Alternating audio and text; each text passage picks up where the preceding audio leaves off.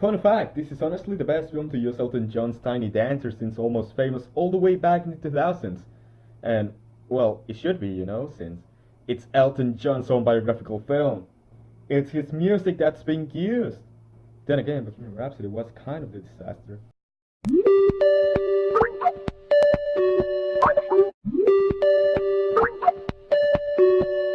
Rocketman is the fourth film directed by Dexter Fletcher since we all know what happened with Bohemian Rhapsody.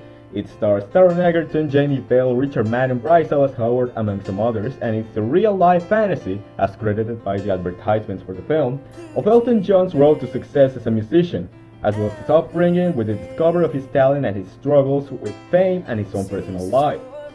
We have been getting a lot of musical biographical films out of lately, starting off with 2015's Straight Outta Compton and Love and Mercy, 2016's Born to Be Blue, 2018's Academy Award-winning film, and now we have Rocketman. And this is not something we're new to. Back in the middle of the 2000s, musical biopics were dominating the box office and were being recognized among the best films of the year, despite not being necessarily amazing, in my opinion. Hell, Lockhart even got to stab the formulaic ways of retelling every single musician's life, and it should have ended there. But of course, we haven't learned. Now, this doesn't mean musical biopics are bad automatically, there just happens to be a huge trend of films that follow the exact same beats with the exact same scenes and characters and cliches to the point that they become insufferably repetitive. Fortunately, there have been some films that are brave enough to break that mold and do something new with this specific subgenre, and obviously one has to wonder, how does this new addition to the musical biopics universe fare, and where does it land within our current spectrum of films? For one, I am so glad it falls within the better films because Bohemian Rhapsody has clearly shown us how it could have been done wrong.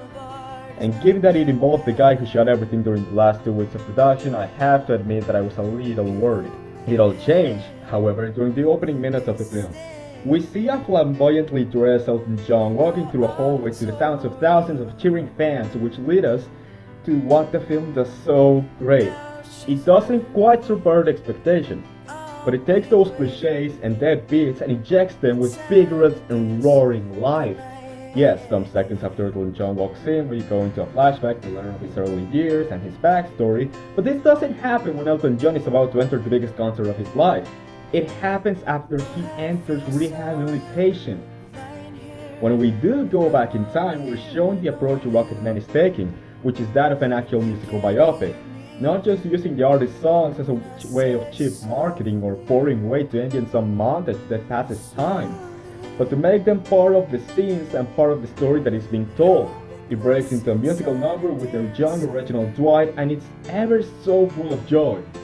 To me, it has been the most fun film 2019 so far due to this brilliant approach by Dexter Fletcher. It also helps that this film is written by a competent writer who in reality is not new to musicals, which makes a lot of sense as to why every musical number is so unbelievably exciting and meaningful. Even when the story progresses more casually with Taron Egerton as Elton John grows older and becomes a musician, it never quite loses any steam when slowing down. By the way, Taron Egerton, you are phenomenal. I have no clue as to who you're being nominated along for the Comedy Musical Globe, but you should be the very first contender in line. Egerton could have settled with a passing resemblance to Elton John, but not only does he embody his stage persona so well, but he carries the film's heart on his sleeve by bringing a real honesty to his struggles. I would say more, but if he gets to be nominated for an Academy Award, I would prefer to reserve some of my more in-depth thoughts on his performance for a review of the nominees, and his review would be one I will really look forward to. For the moment, let me add this last thing real quick. This guy does sing his own songs. Hell, if Malik got an Oscar, Taron will probably get too. What's fun is that he just might, since he, along Elton John's, will be contenders for Best Original Song with I'm Gonna Love Me Again, which is the little lovely song that plays during the film's credits. Talking about the songs, I've mentioned already that they are used within an effective approach, but the soundtrack in general is full of wonderful tracks.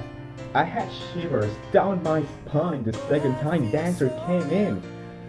The film is also supported by some nice cinematography that doesn't become dull, and it's aided by some solid special effects for the more fantastical sequences. The costumes and the production design are absolutely outstanding, and the makeup is properly used when showing how Elton ages.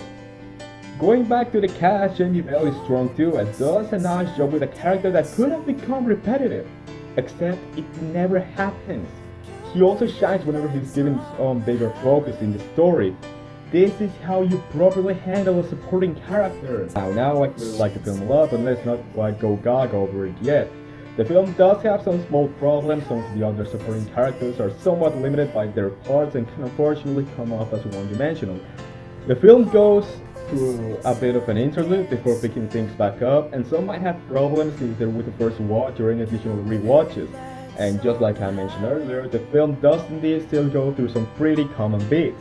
Yes, there's an evil manager, yes, there's a guy from the discography that they have to win over, and yes, there are some more of these around the story. I will say though, that to the film's greater height, some of these lower points are easier to forgive. And thanks to the brilliant approach by Dexter Fletcher and Lee Hall behind the cameras on the musical numbers and Taron Egerton's delightful performance, Rocketman soars high in an era where some familiar films tend to miss terribly. For that, I'm giving Rocketman an A-. Thank you guys so much for watching this review. There might be a little bit of a change in my schedule and I might tackle a different film instead of the Toy Story trilogy. At least for now. Worry not, since the performance reviews and my series of Tarantino films will continue right along. If you enjoyed this video almost as much as I enjoy making it, feel free to support me on Patreon and follow me on my Facebook page. The links will be down in the description. I'm UnAdapted, and if you like this video, make sure to like, comment and subscribe for more, and I'll return with a new video soon. That's all.